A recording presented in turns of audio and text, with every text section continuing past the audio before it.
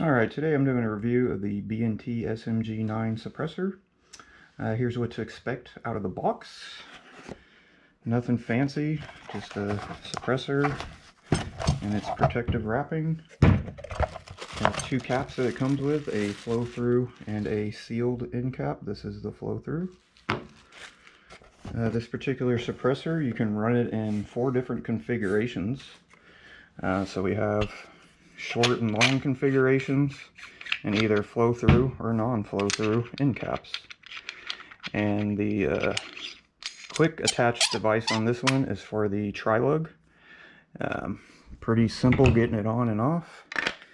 Literally just click it on, push the button.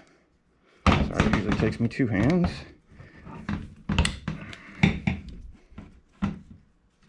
Definitely super quick to attach. To detach, not so much, but who's detaching a suppressor in a hurry? So there you go. We're going to do some testing on it. We're going to see if any of the configurations change the point of impact. We're also going to check different grain weights to see how different grain weights perform in this suppressor. And this is also full auto rated, so we might be testing that out too. Just stick around to the end to see. Alright, for the first test, we're going to try unsuppressed to see if we're on target without the suppressor.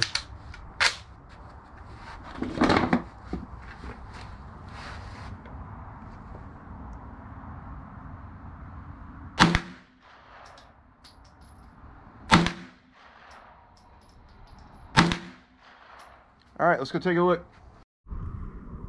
Alright, so this is my first group at 25 yards. Not bad, hitting a little high. I'm going to circle that off and then we're going to start with it suppressed. The next test is going to be suppressed in the short configuration with the flow-through end cap.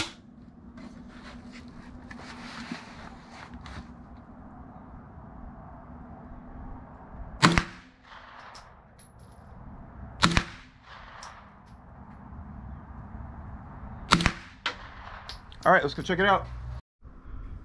Alright, this is the point of impact for the shortest configuration suppressed with flow-through. Alright, up next we are going to test the short suppressor with the sealed cap.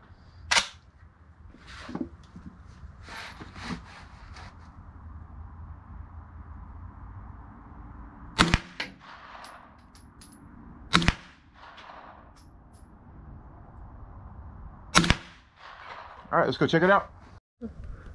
Alright, these are the results of the short no-flow end cap. Grouping's pretty good, but it is off quite a bit. We'll continue testing and see if it goes even further off. Alright, so now we're going to test the long version of it with the flow-through cap.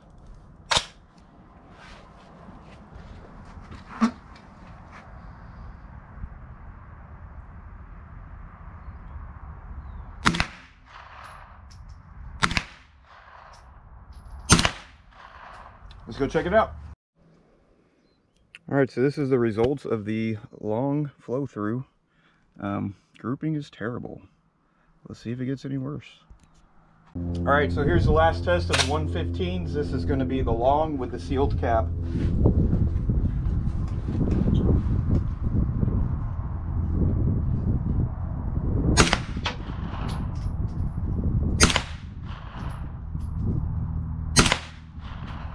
Go take a look. So this is the results of the long version of it, hitting a couple inches high.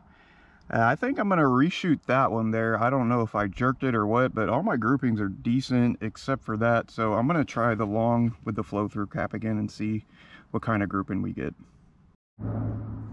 Alright, this is going to be test number 2 of the long version with the flow through. Hopefully I can get a better grouping.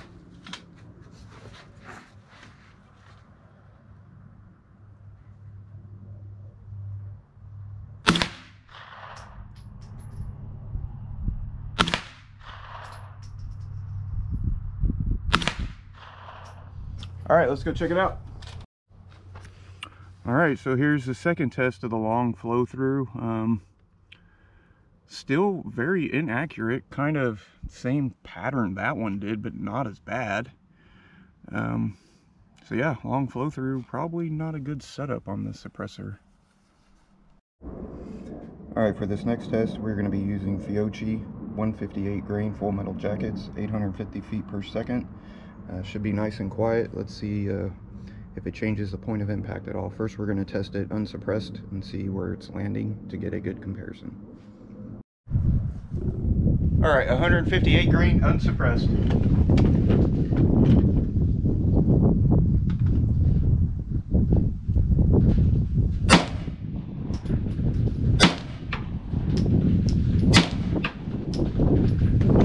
Let's go take a look.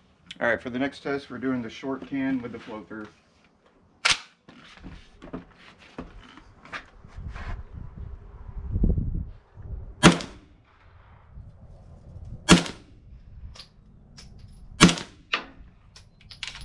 Alright, let's go check it out.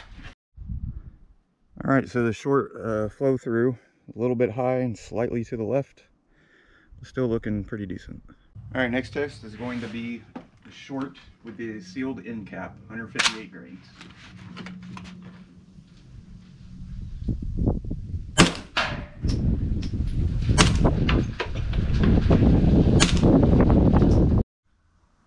Alright, so the short sealed end cap still landing a little bit high and a couple of them a little bit to the left.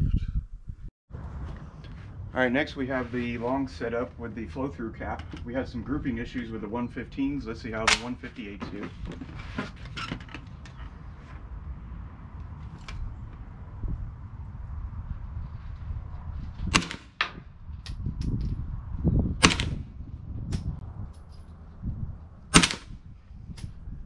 Definitely is a lot quieter with the 158s and both silencers together. Let's go see where it landed.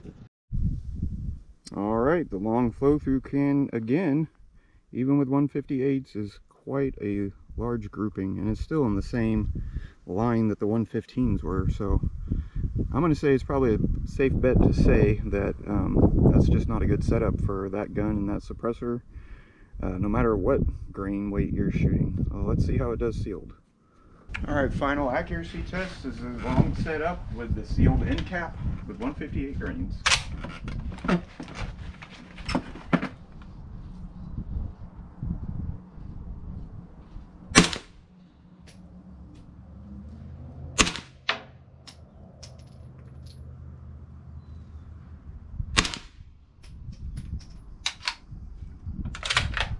Alright, let's go see where everything landed. Alright, so the long no flow still high and to the left a little bit, so actually not too bad. That's everything for the 158s. Alright, now we're going to test the velocity. So the first test is going to be the 158s not suppressed. They claim that it's 850. Let's see where it's at.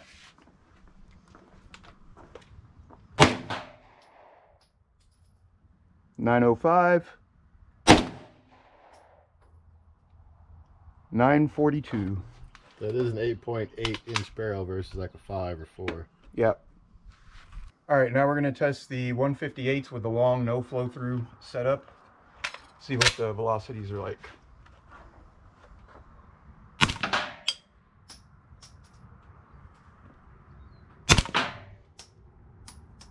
Alright, looks like they're about the same. And next we're going to test 115s. Alright, next we're going to test the 115s and see what the difference is. It's 1291, 1276. Let's pop that suppressor on.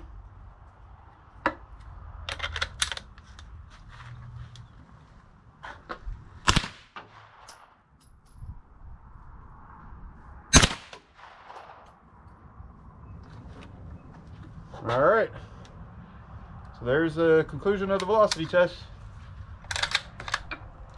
Alright, so next we're going to check, B&T says it's full auto capable. We're going to test it out in full auto. Special thanks to Cedar Ridge Range for letting me borrow their MP5 that's full auto. And let's see how hot it gets. First we're going to go with the 115 grains, a full mag, and then a full mag of the 158, so hopefully we can hear the sound difference with the steel ringing.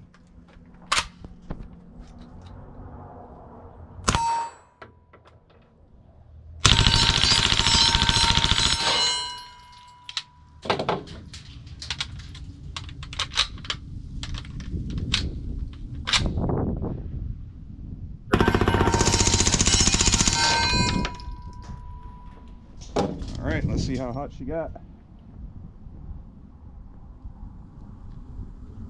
And closest to the bottom, we're at, I saw 243 the highest. So it doesn't get too hot, but if you keep going, it's going to get hotter and hotter. Yeah, it's not touchable right now.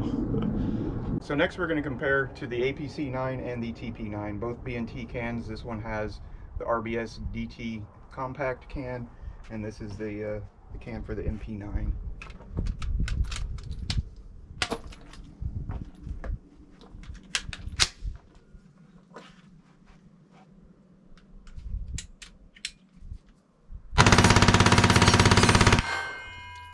This one is definitely louder, so yeah, definitely louder.